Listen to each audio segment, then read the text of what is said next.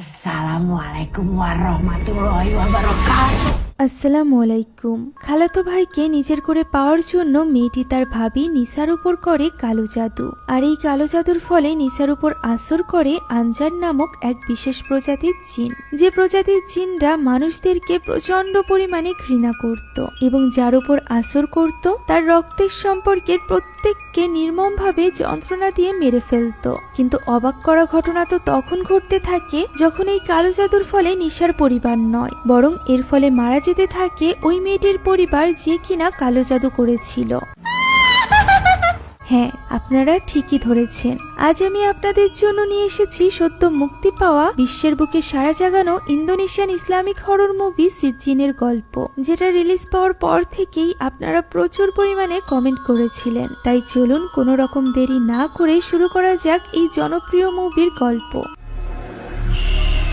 গল্পটি শুরু হয় সূরা আল মুতাফফিফিনের একটি আয়াত দিয়ে, যেখানে সিজ্জিনের ব্যাপারে বলা হয়েছিল। এই সিজ্জিন কি ছিল এবং এই আয়াতের ব্যাখ্যা কি তা আমরা গল্পের সাথে সাথে জানতে পারবো। আপাতত আমরা একজন শামানকে দেখতে পাই, যে কিনা কালো জাদু করছিল।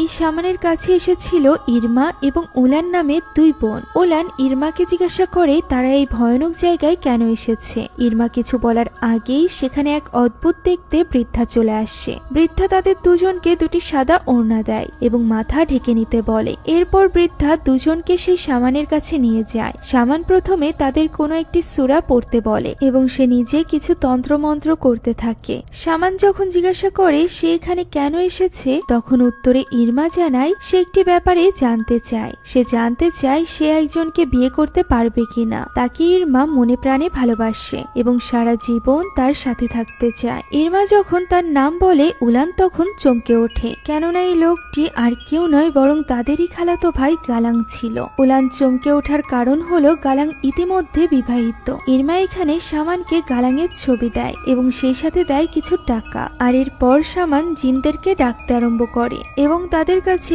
ইরমার প্রশ্নের উত্তর চায়। হঠাৎই শামান ইরমাকে বলে এই ব্যাপারে জবাব দিবে তার নিজের বোন। ইরমা তখন লক্ষ্য করে উলান অদ্ভুতভাবে বসে আছে। হঠাৎই সে ভয়ানক গলায় বলে ওঠে গালান তার কাজিন, সে যেন তার থেকে দূরে থাকে। এই কথা বলেই উলান ঘুরে তাকায়। তার চেহারা সম্পূর্ণরূপে পরিবর্তন হয়ে গিয়েছিল। তাকে কোনো এক জিন বশে এনেছিল। জিনের বশে উলান আরো কিছু কথা বলে, যা শুনে শামান বলে ইরমা যেন গালাঙের থেকে দূরে থাকে, তা না হলে গালাঙই তার মৃত্যুর কারণ হবে। এ কথা শুনে ইরমা ভীষণ ভয় পেয়ে যায়। সে কিছুই বলতে পারে না। দৃশ্য চলে যায় 12 বছর পর। আমরা ইরমাকে দেখতে পাই, যে কিনা তার মা এবং বোন উলানের সাথে গালাঙের বাড়িতে এসেছিল গালাঙের মেয়ে সোফিয়ার জন্মদিন পালন করার জন্য। গালাঙের স্ত্রী নিসা তাদেরকে সাদরে গ্রহণ করে নেয়। এখানে তারা টুকটাক কথা বলার পর নিসার শাশুড়িকে দেখতে যায়। নিসার শাশুড়ি অর্থাৎ গালানের মা বেশ কিছুদিন যাবৎ অসুস্থ ছিল। ডাক্তার তার কোনো চিকিৎসা করতে পারছিল না। নিসা জানায় তাদের এক আত্মীয় বলেছে তার শাশুড়িকে আর স্বাভাবিকভাবে চিকিৎসা করে ঠিক করা সম্ভব হবে না। তাদের অন্য কোনো চিকিৎসার পদ্ধতি গ্রহণ করা উচিত, কারণ তাদের উপর কেউ একজন কালো জাদু করেছে। ইরমার মা ফারা বলে ওঠে সেই সব কুসংস্কারে কেন বিশ্বাস করছে। সে তো একজন শিক্ষিত মেয়ে, তাদের উচিত স্বাভাবিক চিকিৎসা চালিয়ে যাওয়া। যা শুনে নিসার কিছু না বলে রান্নাঘরে চলে যায় তাদের আনা জিনিসগুলো রাখার জন্য। ওই সময় গালাং সেখানে বসে কিছু একটা পড়ছিল। তখনই ইরমা সেখানে আসে এবং গালাংয়ের গায়ে পড়ে তার সাথে কথা বলতে থাকে। গালাং পাত্তা না দিলে সে জোর করে গালাংকে নিয়ে যায় সোফিয়ার কেক কাটতে, যে ব্যাপারটা নিসাও লক্ষ্য করে। নিসার চোখ মুখ দেখে আমরা বুঝতে পারি ইরমার এইভাবে গালাঙের কাছাকাছি আসা তার পছন্দ ছিল না, তবে সেই ব্যাপারে কিছু বলতোও না। এখন তারা সবাই মিলে সোফিয়ার জন্মদিনের কেক কাটে। আমরা জানতে পারি সোফিয়া চোখে দেখতে পায় না। ইরমা তাকে খুব সুন্দর একটা পুতুল উপহার দেয়, সেই সাথে দেয় একটা লিপস্টিক। এখানে সবাই যখন গালাঙের মাকে নিয়ে ব্যস্ত ছিল তখন চুপচাপ ইরমা চলে যায় গালাঙের কাছে। আমরা এখানে বুঝতে পারি ওই দিন কবিরাজ সাবধান করে দেওয়ার পরও ইরমা গালাঙের থেকে দূরে যায়নি। বিয়ের পরও গালাং এবং ইরমার মধ্যে সম্পর্ক ছিল, যে সম্পর্কের ফল হিসাবে ইরমা এখন গর্ভবতী। মূলত গালাং এবং ইরমার সম্পর্ক ছিল গালাঙের বিয়ের আগে থেকেই, তবে সে তা তার মাকে জানাতে চায়নি। 3 বছর ইরমার সাথে প্রেম করার পর গালাং তার মায়ের ঠিক করা মেয়ের সাথে বিয়ে করে, অর্থাৎ নিসার সাথে। তবে ইরমাকে সে ছেড়ে দেয়নি, এমনকি সে তখন তো ইরমাকে প্রমিসও করেছিল যে সে কখনোই ইরমাকে ছেড়ে দিবে না, কারণ সে একমাত্র ইরমাকেই ভালোবাসে। আর এভাবেই তারা গত 12 বছর ধরে একটা অবৈধ সম্পর্কে আবদ্ধ ছিল। ফলস্বরূপ এখন ইরমা প্রেগনেন্ট। এই ব্যাপারে ইরমা গালাংয়ের সাথে কথা বলতে চায়, তবে গালাং তার বাড়িতে এই ব্যাপারে কথা বলতে রাজি হয় না। গালাং বলে সে তো আগেই বলেছিল তারা সম্পর্কে থাকবে ঠিকই, কিন্তু তারা কখনোই বিয়ে করবে না, কারণ তারা দুজনই রক্তের সম্পর্কে সম্পর্কিত, যে কারণে হয়তোবা তাদের বিয়ে হলে তাদের বাচ্চাদের জীবনে ঝুঁকি থাকতে পারে। এ কথা শুনে ইরমা ভীষণ রেগে যায়। সে সোফিয়ার উদাহরণ টেনে বলে, নিসা তো তার রক্তের কেউ না, তাহলে নিসা এবং তার সন্তান সোফিয়া কেন অন্ধ জন্মগ্রহণ করলো? এ কথা শুনে গালাং এতটাই রেগে যায় যে সে ইরমার উপর হাত তুলতে যায়। ঠিক তখনই সেখানে চলে আসে সোফিয়া। সে গালাংকে ইরমার দেওয়া গিফটের ব্যাপারে জানায় এবং ইরমা আন্টিকে ডাকতে থাকে। তবে গালাং সোফিয়াকে বুঝতে দিতে চাইছিল না তার সাথে এখানে ইরমাও আছে, তাই সে সোফিয়াকে বলে ইরমা এখানে নেই। সোফিয়া বলে সে ইরমা আন্টির পারফিউমের গন্ধ পাচ্ছে। তবে গালাং তার এই কথার উত্তর না দিয়ে তাকে নিয়ে ভেতরে চলে যায়। আর এরপর থেকে গালাং আর কোনো রকম যোগাযোগ রাখে না ইরমার সাথে। ইরমা এতে করে একেবারেই ফ্রাস্ট্রেটেড হয়ে গিয়েছিল। একে তো সে প্রেগনেন্ট ছিল, এর উপর আবার গালাং এখন তাকে পুরোপুরি ভাবে ইগনোর করছিল। সে গালাংয়ের সাথে যোগাযোগ করতে চাইছিল, তাই সে বারবার তাকে কল করে যাচ্ছিল। এই ব্যাপারটা ওলানও লক্ষ্য করে। ওলান যেহেতু গালাং এবং ইরমার ব্যাপারে জানতো, তাই সে এখানে ইরমাকে সাবধান করে দেয় যে একদিন তাদের এই পুরো ব্যাপারটা সকলের সামনে চলে আসবে, তখন নিসার মুখোমুখি সে হতে পারবে না। হয়তোবা নিসা এতদিনে বুঝতেও পারছে যে তাদের মধ্যে কি চলছে, যা শুনে ইরমা বেশ রেগে যায় এবং তাকে সেখান থেকে চলে যেতে বলে। এখন এতবার কল দিয়েও গালাং রিসিভ না করায় ইরমা চলে যায় গালাংয়ের দোকানে। বাজারে গালাংয়ের একটি মাংসের দোকান ছিল। সেখানে গিয়েই সকলের সামনে ইরমা গালাংকে প্রশ্ন করে তার সন্তানের ব্যাপারে গালাং কিছু বলছে না কেন। গালাং তাকে চুপ করতে বলে এবং আশেপাশের সবাইকে সরিয়ে দেয়। তবে ইরমা তো এত সহজে চুপ করার পাত্র ছিল না। সে একটি ছুরি তুলে নেয় এবং গালাংয়ের দিকে তাক করে। সে বলে গালাংকে তাদের সন্তানের দায়িত্ব নিতেই হবে। সে শুধুমাত্র গালাংকে চায়, গালাংকে তার হতেই হবে। একথা বলে সে চিৎকার করে তার বাচ্চার ব্যাপারে সবাইকে বলতে চাইছিল। তাই তো তাকে চুপ করাতে গিয়ে গালাংয়ের ধাক্কা লাগে এবং ইরমা নিচে পড়ে যায়।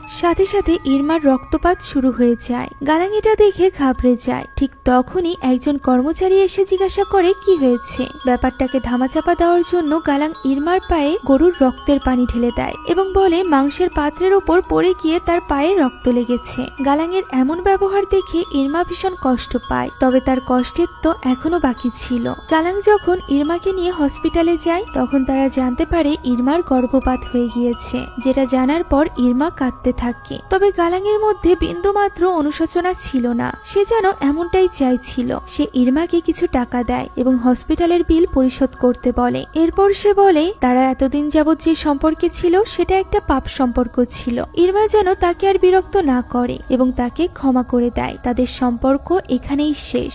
একথা শুনে ইরমা প্রচন্ড ক্ষোভে ফেটে পড়ে এবং জিজ্ঞাসা করে তাহলে সে তাকে কেন স্বপ্ন দেখিয়েছিল, কেন তাকে বলেছিল সে সব সময় তার পাশে থাকবে। উত্তরে গালাং শুধুমাত্র তাকে সরি বলে এবং বলে তার এখন পরিবার আছে। একথা বলেই গালাং সেখান থেকে চলে যায়। পেছনে প্রচন্ড রাগ এবং প্রতিহিংসায় জ্বলতে থাকে ইরমা। এখন ওই রাতে গালাং যখন বাড়িতে ফিরছিল, তখন মসজিদের সামনে তার মসজিদের ইমাম সাহেবের সাথে দেখা হয়। ইমাম সাহেব সোফিয়ার জন্মদিন উপলক্ষে তার জন্য একটি উপহার দেয়, যা খুব সুন্দর একটি জায়নামাজ ছিল।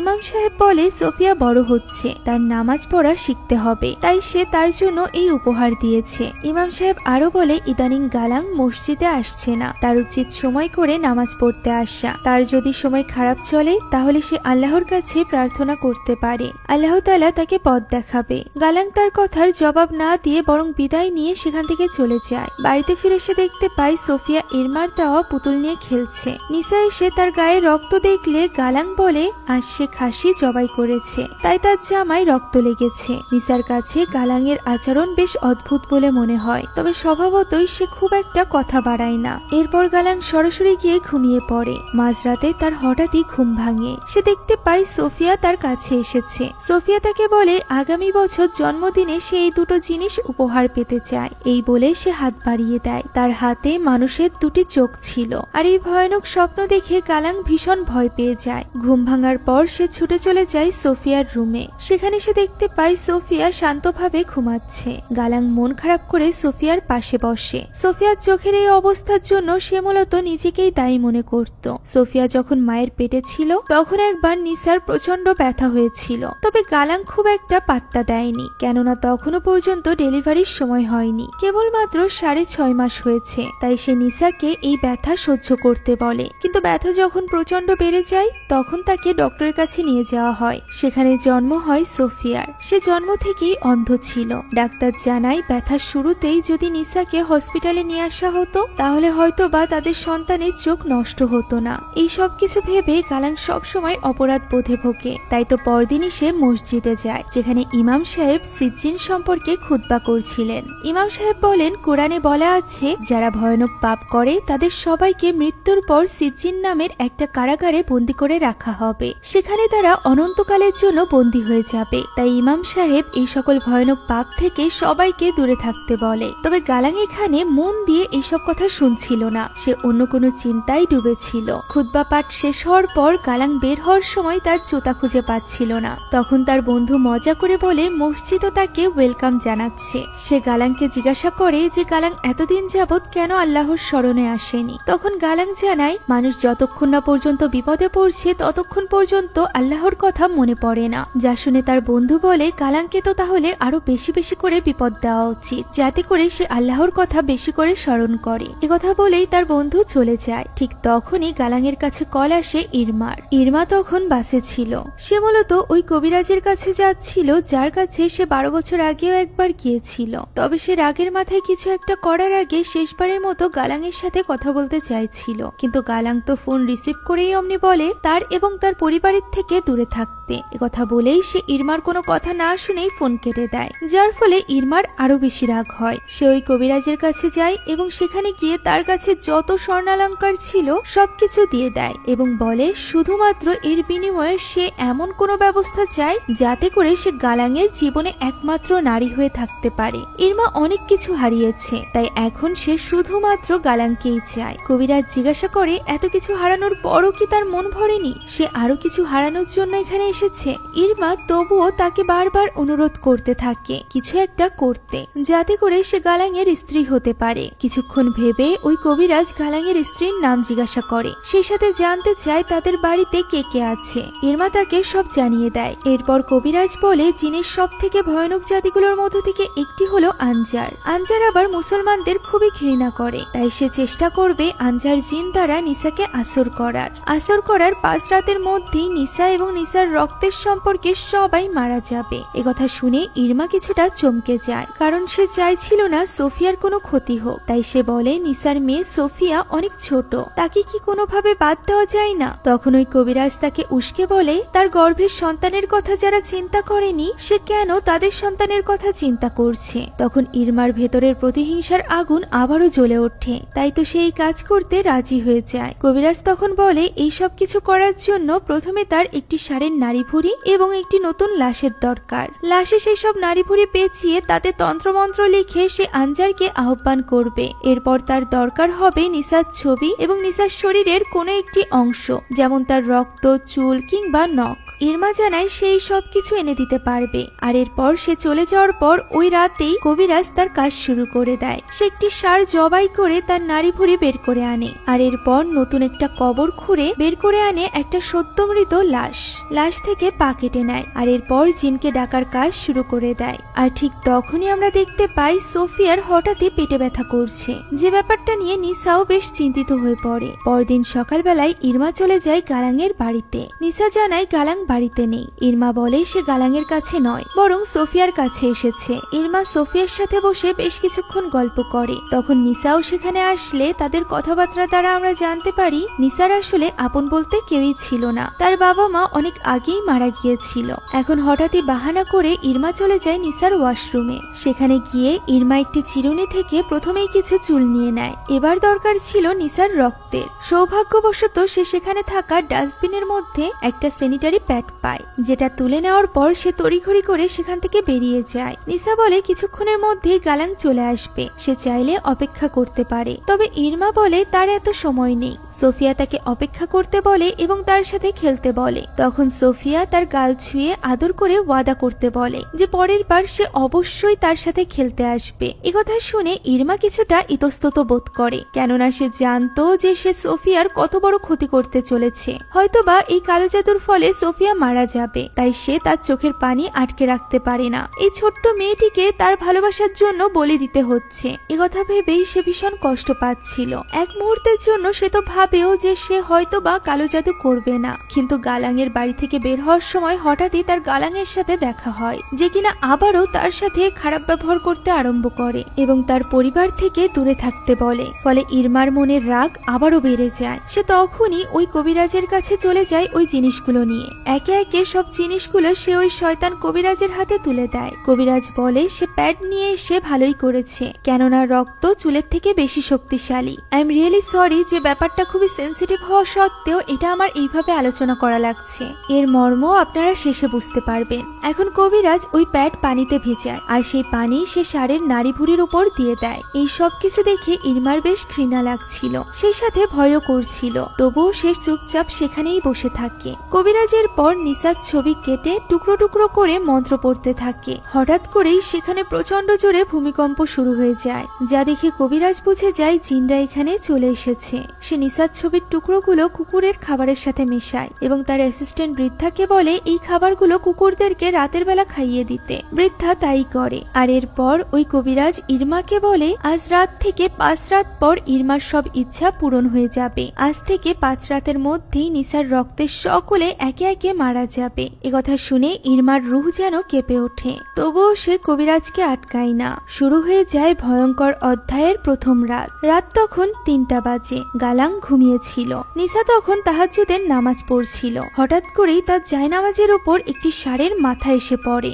এরপর সিলিং থেকে নাড়ি ভুড়ির রক্ত সব তার গায়ে পড়তে থাকে, যেন কি কবিরাজের ব্যবহার করা কালো জাদুর সবকিছু নিসার গায়ে পড়ছিল। এখন প্রচন্ড ভয়ে এবং আতঙ্কে নিসা চিৎকার করতে থাকে। তার এই চিৎকার শুনে গালাং সেখানে দৌড়ে আসে। সে দেখতে পায় সেখানে তো কিছুই নেই, শুধুমাত্র মাথায় হাত দিয়ে চিৎকার করছে নিসা। সে নিসাকে থামাতেই নিসা তাকিয়ে দেখে আসলেই তার আশেপাশে কিছুই নেই। সে গালাংকে বলার চেষ্টা করে সে কি দেখেছে, তবে গালাং তার এইসব কথাই বিশ্বাস করে না, বরং সে বিরক্ত হয়ে বলে রাত 3টা বাজে, সে নিসার এইসব আজে বাজে কথা শুনতে পারবে না। এখন এভাবেই পরদিন সকাল হয়ে যায়। নিসা সোফিয়ার রুমে বসে কিছু একটা সেলাই করছিল। হঠাৎ করেই তার পায়ের কাছে কাচের বোতল গড়িয়ে আসে। সেটা উঠানোর জন্য সে নিচু হয়। তখনই সে বিছানার নিচে সোফিয়ার ওই পুতুলটিকে দেখতে পায়, যেটি ইরমা তাকে দিয়েছিল। এখানে নিসাকে দেখে মনে হচ্ছিল তার কিছু একটা হয়ে গিয়েছে। সে ওই পুতুলটি হাতে নেয় এবং পুতুলের গলা চেপে ধরে, আর এরপর সে ওই পুতুলটির চুলগুলো কেটে নিজের মুখে ভরে দেয়। শুধুমাত্র তাই নয়, সে নিজের চুলও কাটতে থাকে এবং সেগুলো খেতে আরম্ভ করে, যার ফলে তার মুখ থেকে ফেনা বের হতে থাকে। আর এভাবেই চলে আসে দ্বিতীয় রাত্রি। আমরা ইরমাকে গালাংয়ের বাড়ির সামনে দেখতে পাই। গালাং তখন সদ্য বাড়িতে ফিরেছিল। বাড়িতে ফিরতেই নিসা তাকে জিজ্ঞাসা করে সে এত রাত করেছে কেন। একথা শুনে গালাং ভীষণ রেগে যায় এবং বলে সে নিসার এত প্রশ্নের উত্তর দিতে পারবে না। তখন সোফিয়ার পুতুলের কানে হাত দেওয়া দেখে সে নিজের ভুল বুঝতে পারে এবং সে নিজে থেকেই নিসাকে সরি বলে। তখন নিসা জানায় বাড়িতে অদ্ভুত কিছু হচ্ছে,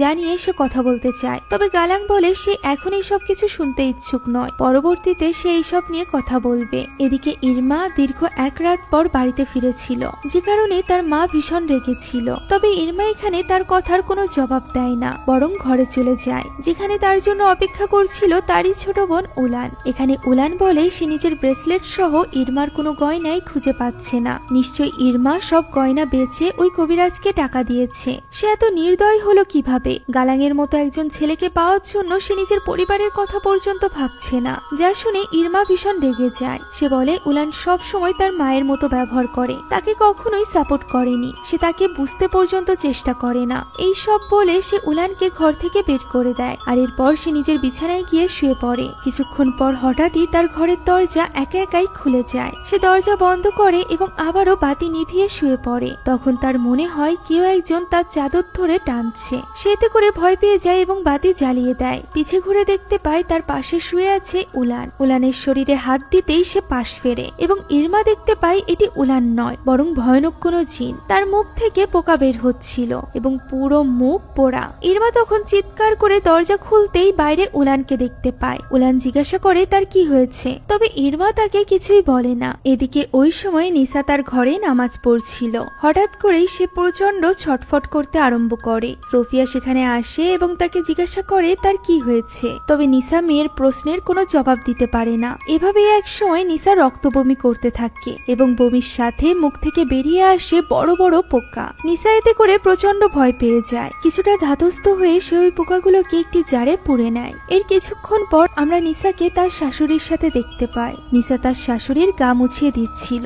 হঠাৎ করেই নিসার কিছু একটা হয়ে যায়। সে গা মোছার ওই কাপড় দিয়ে তার শাশুড়ির মুখ চেপে ধরে। একটু পরই তার হুঁশ ফিরে আসে। সে বুঝতে পারে সে কি করতে যাচ্ছিল, তাই সে দ্রুত হাত সরিয়ে ফেলে এবং বারবার তার শাশুড়ির কাছে ক্ষমা চাইতে থাকে। তার মধ্যকার এই পরিবর্তন নিয়ে সে নিজেও চিন্তিত ছিল। এই চিন্তা মাথায় নিয়ে সে রান্নাঘরে যায় এবং চুলায় স্যুপ বসায়, আর এরপর সে টয়লেটে যায়। অন্যদিকে ওই সময় এক ভয়ানক ব্যাপার ঘটে। এতদিন ধরে প্যারালাইজ গালাঙের মা হঠাৎই উঠে দাঁড়ায়। সে হেঁটে হেঁটে আস্তে আস্তে করে রান্নাঘরে এসে দাঁড়ায়। এই ব্যাপারে কোনো কিছু না জানা নিসা বাথরুমে গিয়ে দেখতে পায় কৌটায় রাখা তার মুখ থেকে বের হওয়া ওই পোকাগুলো উধাও হয়ে গিয়েছে, যা দেখে নিসা অবাক হয়ে যায়। তবে সে বাইরে বের হয়ে যা দেখে তা আরো বেশি ভয়ানক ছিল। রান্নাঘরে তার শাশুড়ি স্যুপের হাড়ি হাতে দাঁড়িয়ে আছে। নিসার চোখের সামনেই ফুটন্ত গরম স্যুপ সে নিজের মাথার উপর ঢেলে দেয় এবং জ্বলে পুড়ে সাথে সাথে সেখানেই মারা যায়। এই ঘটনার আকস্মিকতায় নিসা একেবারেই হতভম্ব হয়ে পড়ে।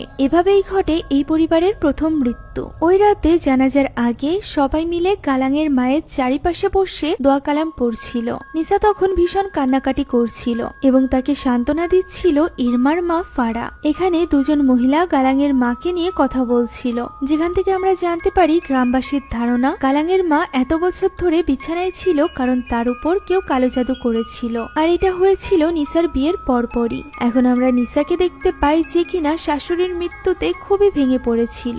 সে তার শাশুড়িকে মায়ের মতো ভালোবাসতো। মায়ের কান্নাকাটি শুনে সোফিয়াও সেখানে চলে আসে এবং তাকে সান্ত্বনা দিতে থাকে। আর এরপর আমরা গালাঙের মায়ের জানাজা দেখতে পাই। সবার সাথে ইরমাও জানাজার নামাজ পড়তে দাঁড়িয়েছিল। নামাজের মধ্যে হঠাৎ করেই তার মনে হয় তার শরীরে কেউ হাত দিয়েছে, তবে পাশ ফিরতেই সে কাউকেই দেখতে পায় না। তবে সে সামনে ঘুরতেই আমরা ভয়ানক নিসাকে দেখতে পাই, যে কিনা তার দিকে তাকিয়েই হাসছিল।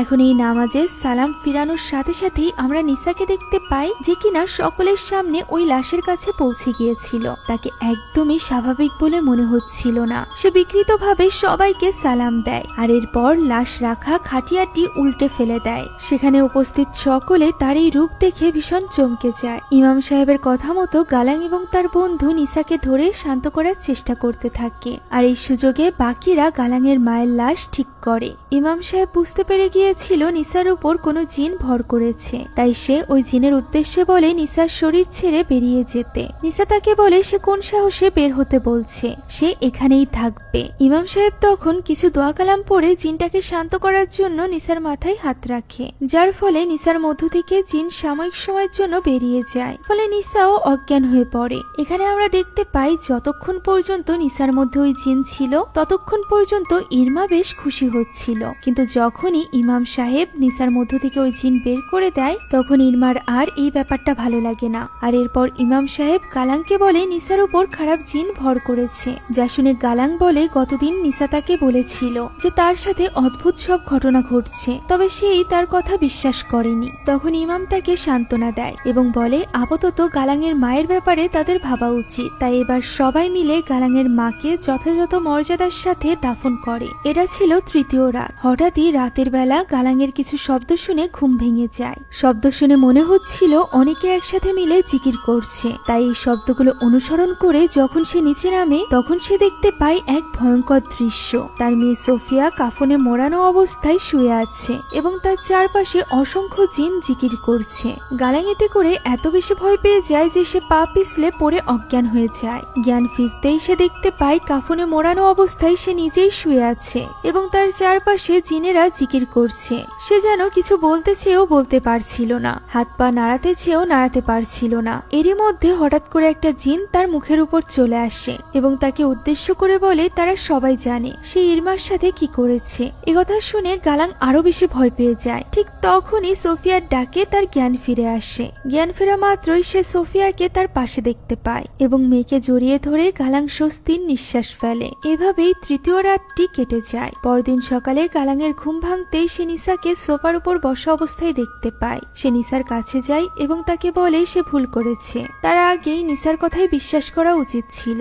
আসলেই তাদের এই বাড়িতে খারাপ কিছু হচ্ছে। তবে সে নিসাকে এই ব্যাপারে চিন্তা করতে নিষেধ করে, কেননা সে এখনই যাবে ইমাম সাহেবের কাছে সাহায্য চাইতে। পরক্ষণেই আমরা গালাংকে ইমাম সাহেবের সাথে কথা বলতে দেখতে পাই। ইমাম সাহেব জানায় ব্যাপারটা খুবই কঠিন হবে, কারণ নিসাকে যে জিন ভর করেছে সেটি বেশ খারাপ ধরনের একটা জিন। এই ধরনের জিন সাধারণত কালো জাদুর ফলে ভর করে, আর এইসব জিন যাদের উপর ভর করে তাদের একেবারে নিঃশেষ করে ফেলে। কেউ যদি কারোর উপর কালো জাদু করে তবেই এই সকল জিন ভর করে, আর এই কালো জাদুর উপর সকলকেই বিশ্বাস করতে হবে, কারণ এটি রাসূলুল্লাহ সাল্লাল্লাহু আলাইহি ওয়াসাল্লামের সময় থেকে চলে আসছে। পবিত্র কোরআন শরীফেও এর ব্যাপারে বলা আছে। গালাং জিজ্ঞাসা করে সে এখন কি করতে পারে। ইমাম সাহেব বলে যত খারাপ জিনই হোক না কেন আল্লাহ সবকিছুরই সমাধান রেখেছেন। ইমাম সাহেব চেষ্টা করবে তার সাধ্যমতো সাহায্য করার। এখন ইমাম সাহেব কিছু সূরা একটি কাগজে লিখে তা পানির বোতলে রেখে দেয়, আর এরপর সে গালাংকে বলে এই পানি প্রতি ওয়াক্তের নামাজের সময় অজু করে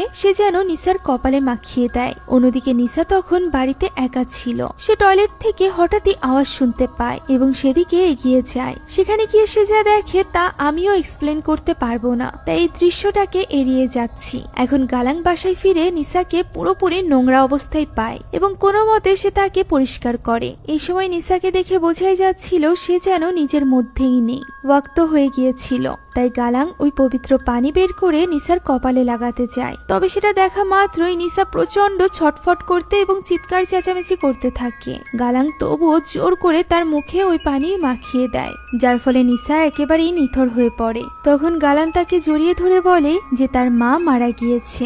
এখন আপন বলতে সোফিয়া এবং নিসাই আছে, তাই নিসা যেন এরকমটা না করে তার সাথে। মূলত সেইখানে নিসার এমন অবস্থা দেখে বেশ ভেঙে পড়েছিল। সে নিসাকে ঘরে শুইয়ে দেয়, আর এরপর সেখানে থাকা ক্যাসেটে আয়াতুল কুরসি চালিয়ে দিয়ে সে ঘর থেকে বেরিয়ে যায়। তবে সে বের হওয়ার সাথে সাথেই ক্যাসেটটি বন্ধ হয়ে যায়, আর ঠিক তখনই আমরা নিসার এক ভয়ানক রূপ দেখতে পাই। আর এভাবেই চলে আসে ভয়ানক চতুর্থ রাত। আমরা ইরমাদের বাড়ি দেখতে পাই। ইরমার মা তখন বাড়িতে একা ছিল। তার কিছু একটা হয়ে গিয়েছিল। সে সব কাচের জিনিসপত্র আশ্রে আশ্রে ভাঙছিল।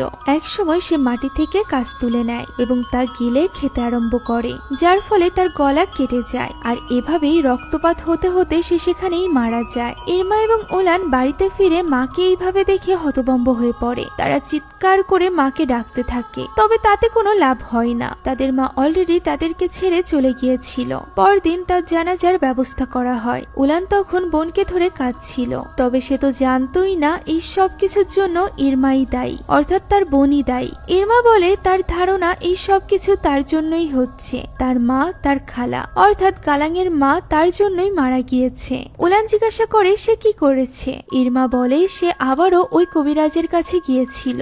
ওলান সব বুঝতে পারে এবং বলে এসব কি সে গালাঙের জন্য করেছে। ইরমা বলে তার গর্ভে গালাঙের সন্তান ছিল, যাকে হারানোর পর সে প্রচন্ড রেগে গিয়েছিল এবং কোনো কিছু না ভেবেই ওই কবিরাজের কাছে ছুটে গিয়েছিল।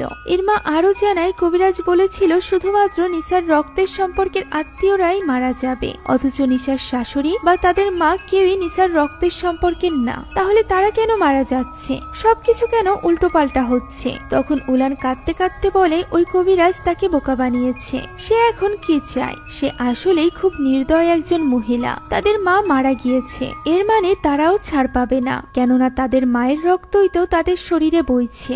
এখন তারা কি করবে? এভাবে চলতে থাকলে উলান নিজেও তো মারা যাবে। একথা শুনে ইরমা বেশ ঘাবড়ে যায়। সে বলে সে উলানের কিছুই হতে দিবে না, সে সবকিছু ঠিক করে ফেলবে। দু বোন একে অপরকে জড়িয়ে ধরে কাঁদতে থাকে। অন্যদিকে তখন নিসা এবং সোফিয়া বাড়িতে ছিল। সোফিয়া মায়ের সাথে কথা বলছিল, তবে নিসার সেদিকে কোনো মন ছিল না। এরই মধ্যে ওয়াক্ত হয়ে যায়। গালাং বাড়িতে না থাকায় সে নিসার মাথায় পানি দিতে পারে না, যে কারণে নিসা তখন আজানের ধ্বনি কিছুতেই সহ্য করতে পারছিল না। এক পর্যায়ে সে প্রচন্ড চিৎকার করে সেখান থেকে ছুটে যায় এবং দৌড়ে গিয়ে গলায় ফাঁস লাগায়। সৌভাগ্যক্রমে ঠিক তখনই গালাং সেখানে চলে আসে। সে কোনো মতে নিসাকে মাটিতে নামিয়ে আনে। এই সব কিছু গালাং আর সহ্য করতে পারছিল না, তাই সে প্রচন্ড হতাশায় চিৎকার করে কাঁদতে থাকে। এই ঘটনার কিছুক্ষণ পরই ইমাম সাহেব আসে নিসাকে দেখতে। নিসা প্রায় মরার মতো হয়ে পড়েছিল, যা দেখে ইমাম সাহেবের পর্যন্ত আত্মা কেঁপে যায়। সে নিসার চোখ বন্ধ করে দেয় এবং গালাংকে বলে মনে সাহস রাখতে।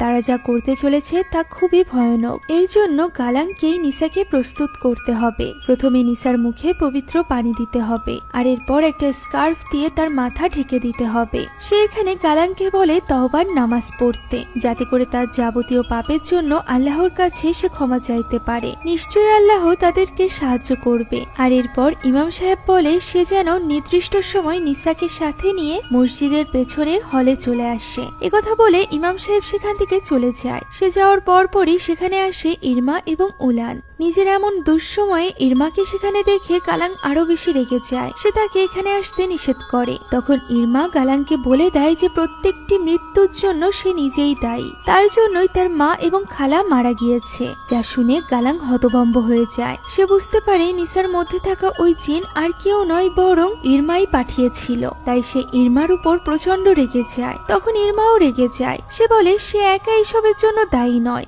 গালাংও সমানভাবে দায়ী। গালাং তাকে বাধ্য করেছে এই সব কিছু করতে। গালাংই তাকে পাগল করে তুলেছে। গালাং দীর্ঘ 15টা বছর ধরে তার অনুভূতি নিয়ে খেলেছে। সে ভুল করেছে গালাংয়ের মতো ছেলের জন্য নিজের জীবন শেষ করে দিয়ে। সে এখানে গালাংকে একটা থাপ্পড় পর্যন্ত মারে। তবে গালাং তখন বলে যত যাই কিছু হোক না কেন, গালাং তার পরিবারকে রক্ষা করার সর্বোচ্চ চেষ্টা করবে। এতে করে ইরমার ক্ষতি হলেও তার কিছু করার নেই। একথা বলে সে সেখান থেকে চলে যায় এবং ইরমা কাঁদতে থাকে। চলে আসে পঞ্চম এবং শেষ রাত। ইরমার কাছে যে কয়টা সোনার আংটি ছিল সে কয়টাই সে কাপড়ে পেঁচিয়ে নেয়। আর এরপর উলানকে গিয়ে বলে আজই শেষ রাত, তাদেরকে দ্রুত সামানের কাছে যেতে হবে। তবে উলান এই কথার কোনো সাড়া না দিলেই সে বুঝতে পারে উলান অলরেডি ওই জিন দ্বারা পজেস হয়ে গিয়েছে।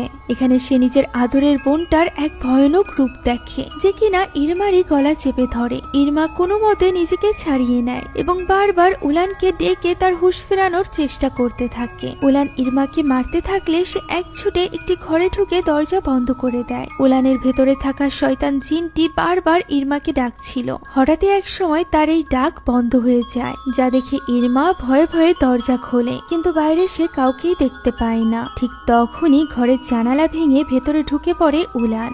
ইরমা ছুটে ঘর থেকে বেরিয়ে যায়। উলানও তার পিছু করতে থাকে। ইরমা একটি গাছের নিচে গিয়ে একটি পাথর হাতে তুলে নেয়। তখন পেছনে ফিরেই দেখতে পায় উলান একেবারেই স্বাভাবিক হয়ে গিয়েছে, যা দেখে ইরমা তার হাতে থাকা পাথরটি ফেলে দেয়। পাথরটি ফেলে দেওয়ার সাথে সাথেই উলান আবারও ওই জিনের বশে চলে আসে এবং ইরমাকে বলে উলান মরতে চলেছে। একথা বলেই ওই জিন উলানকে নিয়ে গাছে উঠে যায়। ইরমা বারবার আল্লাহর নাম নিয়ে তাকে এই কাজ করতে নিষেধ করে। তবে উলান তো তখন আর নিজের মধ্যে ছিল না। সে সেখান থেকে লাফ দেয়। কিছু চুলের সাথে তার মাথার খুলি ওই ডালেই বেঁধে থেকে যায় এবং তার নিথর দেহটি এসে পড়ে ইরমার সামনে। ইরমা হতবুদ্ধের মতো বোনের লাশ জড়িয়ে ধরে বসে থাকে। অন্যদিকে ইমাম সাহেব মসজিদের পেছনের হলে সবকিছু প্রস্তুত করে। সে প্রথমে চারদিকে 4টা কোরআন শরীফ রাখে, আর এরপর 4 জন মিলে ওই কোরআন শরীফ তেলাওয়াত শুরু করে। অন্যদিকে ওই সময় আমরা গালাংকে দেখতে পাই, যে কিনা তওবার নামাজ পড়ছিল। সে মহান আল্লাহ তাআলার কাছে ক্ষমা চেয়ে তার কাছে সাহায্যের জন্য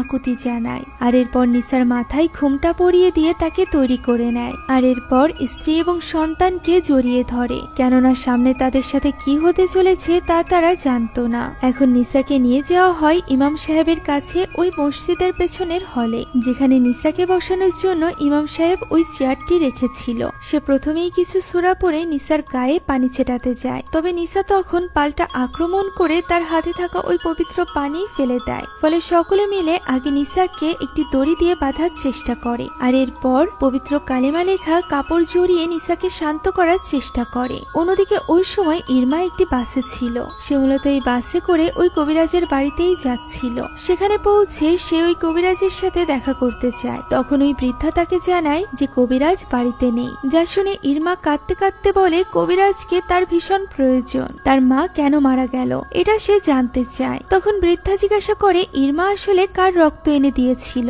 যা শুনে ইরমা কিছুটা দ্বিধায় পড়ে যায়। সে একেবারে স্তম্ভিত হয়ে গিয়েছিল, কেননা সে বুঝতে পেরেছিল সে রক্ত আনার সময় কিছু একটা ভুল করেছিল। তাই সে তখনই ওই কবিরাজের সাথে দেখা করতে চায়, কেননা এতে করে তার জীবনও যেতে পারে। তবে ওই বৃদ্ধা তাকে যেতে দেয় না। সে বলে এখন অনেক দেরি হয়ে গিয়েছে, এখন আর ইরমাকেও বাঁচানো সম্ভব নয়। যা শুনে ইরমা ক্ষেপে যায় এবং তখনই ওই বৃদ্ধাকে ধাক্কা দেয়, যার ফলে ওই বৃদ্ধা পাথরের ওপর পড়ে মাথা ফেটে মারা যায়। তবে এতে ইরমার বিন্দুমাত্র আফসোস ছিল না, কেননা সে তো যে কোনো ভাবে নিজের জীবন বাঁচাতে চাইছিল। সে চিৎকার করে বলতে থাকে সে গালাঙের সাথে থাকতে চায় না, সে শুধুমাত্র নিজের জীবন বাঁচাতে চায়। তাই কবিরাজ যেন কিছু একটা করে। একথা বলে ইরমা সেখানে ভাঙচুর করতে আরম্ভ করে। ঠিক তখনই হঠাৎ করে তার হাত পা বেঁকে যেতে থাকে। কোনো এক অদৃশ্য শক্তি তাকে অবর্ণনীয় যন্ত্রণা দিয়ে তিলে তিলে মারছিল। এক পর্যায়ে ওই শক্তি একটা কাঠের টুলের সাথে তার মাথা আঘাত করতে চাইছিল। ইরমা অনেক চেষ্টা করে নিজেকে আটকানোর, তবে সে কোনোভাবেই নিজের উপর নিয়ন্ত্রণ নিতে পারছিল না, যে কারণে এক পর্যায়ে তার মাথা সজোরে বাড়ি খায় ওই টুলের সাথে এবং তার মাথা ফেটে যায়। অন্যদিকে তখন নিসার সাথে ইমাম সাহেব পেরে উঠছিল না। আসলে নিসার সাথে নয়, বরং নিসার মধ্যে থাকা ওই জিনের সাথে, যে কিনা নিসাকে তখন হাওয়ায় ভাসিয়ে রেখেছিল। তারা কেউই বুঝতে পারছিল না যে তারা এখন কি করবে, তারা কিভাবে নিসাকে বাঁচাবে। তখন ইমাম তার কাছে থাকা সর্বশেষ উপায়টি বের করে নিয়ে আসে। এটি ছিল একটা বিশেষ লাঠি, যা দিয়ে কোনো জিনের আছর করা ব্যক্তির উপর মারলে তার প্রভাব গিয়ে পড়ে ওই জিনের উপর। এতে করে ওই ব্যক্তির কিছুই হয় না। সে ওই লাঠিটা দিয়ে নিসার উপর বাড়ি মারতে চাইছিল, তবে গালাং তাকে আটকায়, কেননা এতে করে নিসার জীবনও চলে যেতে পারে। তবে ইমাম যতক্ষণে তাকে বোঝায় এবং আবারও নিসার উপর আক্রমণ করতে যায়, ততক্ষণে ওই জিনের আক্রমণ আরো কয়েক গুণ বেড়ে যায়। পাশেরই একটি কাঁচ ফেটে এসে সকলের কানে একটা অদ্ভুত আওয়াজ লাগে,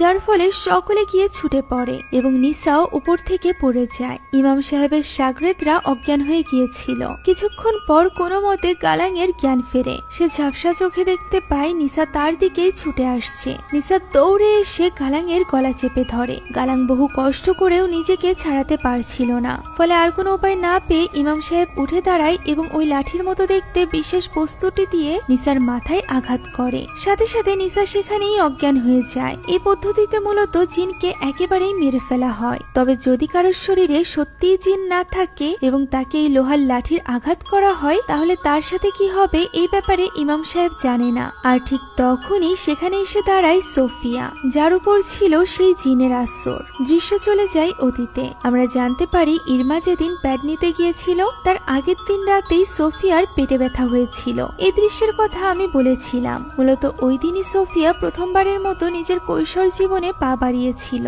যে ব্যাপারটা নিয়ে নিসা খুব এক্সাইটেড ছিল। সে নিজেই তার মেয়ের প্যাড ডাস্টবিনে ফেলেছিল, যা পরবর্তীতে তুলে নেয় ইরমা। ইরমা ভেবেছিল এই রক্ত হয়তোবা নিসার, কিন্তু এটা ছিল সোফিয়ার রক্ত। আর এই কারণেই সোফিয়ার রক্তে সকলে একে একে করে মারা যাচ্ছিল। তার মধ্যে থাকা জিন একে একে সোফিয়ার দাদিকে, সোফিয়ার দাদির বোনকে অর্থাৎ ইরমার মাকে, সেই সাথে তার ফুফু উলান সবাইকে মেরে ফেলেছিল। আর এরা সবাই মারা যাওয়ার সময় সেখানে উপস্থিত ছিল সোফিয়া। এমনকি যে অদৃশ্য শক্তি ইরমার হাড় ভেঙে তাকে মেরে ফেলেছিল, সেই অদৃশ্য শক্তি পর্যন্ত সোফিয়া নিজে ছিল। অর্থাৎ প্রথম থেকে এখন পর্যন্ত সোফিয়াই আসলে ওই জিনের আসরে ছিল। এই জিন জাতি খুবই চালাক, আর এই কারণেই তারা নিসাকে এমন ভাবে করে রেখেছিল যাতে করে সবাই মনে করে নিসাই আসলে ওই জিনের আছরে আছে এবং সোফিয়ার দিকে কেউ খেয়াল না করে। এখানে সোফিয়াকে দেখা মাত্রই ইমাম সাহেব এই সব ব্যাপার বুঝে যায়। তাই সে এই ব্যাপারে গালাংকে জানায়। তখন গালাং তার মেয়ের কাছে ক্ষমা চায়। তবে সোফিয়া সেদিকে কর্ণপাত না করে দূর থেকে গালাংয়ের গলা চেপে ধরে, যা দেখে ইমাম সাহেব দোয়া পড়ে তাসবিহ ছুঁড়ে মারে সোফিয়ার দিকে। ফলে সোফিয়া সোফিয়া অনেক জোরে চিৎকার করে সেখানে অজ্ঞান হয়ে যায়। তবে ইতিমধ্যে গালাঙের গলার হাড় ভেঙে গিয়েছিল, তাই তো সে সেখানেই পড়ে মারা যায়। আর এরপর আমরা একটা আর্টিকেল দেখতে পাই যেখানে লেখা ছিল তুর্কির একটি মসজিদের বেসমেন্টে খুব ভয়ানক অবস্থায় এক পরিবারকে পাওয়া গিয়েছে। পরিবারের কর্তাকে ঘাড় ভাঙা অবস্থায় মৃত পাওয়া গিয়েছে। তার স্ত্রীর অবস্থাও বেশ আশঙ্কাজনক, তার এখনো পর্যন্ত জ্ঞান ফেরেনি। তবে তাদের মেয়েটি সুস্থ আছে, যাকে দেখাশোনার জন্য তার কোনো আত্মীয় স্বজনই বেঁচে নেই। লোকটির 2 কাজিনকে 2টি আলাদা স্থানে মৃত অবস্থায় পাওয়া গিয়েছে। তার স্ত্রীকে হসপিটালে ভর্তি করা হয়েছে। ডাক্তাররা তার রোগ নির্ণয় করতে পারছে না, সে এখনো পর্যন্ত কোমায় আছে। আর এরপর আমরা হসপিটালে ভর্তি নিসাকে দেখতে পাই, যার তখনও পর্যন্ত জ্ঞান ফেরেনি। ওই রুমে কেউ প্রবেশ করে এবং হঠাৎই সে ছটফট করতে থাকে। আর তখনই সোফিয়া তার গায়ে হাত বুলিয়ে তাকে চুপ করতে বলে। আর এই ভয়ানক দৃশ্যের মধ্য দিয়ে আজকের এই গল্পটি এখানেই শেষ হয়ে যায়। শেষ দৃশ্য দ্বারা আমরা এটাই বুঝতে পারি সোফিয়া এখনো পর্যন্ত পুরোপুরি সুস্থ নয়, তার উপর এখনো আনজার জিনের ছায়া রয়েছে। তুর্কিতে ঘটা একটা সত্য ঘটনার উপর ভিত্তি করে নির্মাণ করা হয়েছিল তুর্কির সিজ্জিন মুভি। আর ওই সিজ্জিন মুভি থেকেই নির্মাণ করা হয়েছে এই মুভিটি। তবে এটা ইন্দোনেশিয়ান হওয়ায় এখানকার হরর সিনগুলো আরো বেশি হরিফাই। এছাড়া কিছু কিছু ব্যাপার তুর্কির সিজ্জিন মুভি থেকে একটু পরিবর্তন করা হয়েছে, যে পরিবর্তনগুলো বেশ ভালোই লেগেছে। আশা করছি আপনাদের কাছেও এই গল্পটি ভালো লেগেছে। একটা মজার ব্যাপার কি জানেন, তুর্কির সিজ্জিন 1 মুভিটি আমি এক্সপ্লেন করেছিলাম আজ থেকে 4 বছর আগে, অর্থাৎ 2020 সালের রমজান মাসে রোজার মধ্যে। আর কিভাবে যেন সিজ্জিন মুভিটাও আমি একই টাইমে এক্সপ্লেন করলাম, অর্থাৎ রমজান মাসে। আশা করছি এই মুভির গল্প আপনাদের কাছে ভালো লেগেছে। যদি ভালো লেগে থাকে তাহলে একটি লাইক এবং একটি কমেন্ট করতে ভুলবেন না। সেই সাথে এরকমই ভয়ঙ্কর জিন ভূতের গল্পের জন্য আমাদের চ্যানেলটিকে সাবস্ক্রাইব করে বেল আইকনটি প্রেস করে দিবেন। Thank you so much for watching this video. আল্লাহ হাফিজ।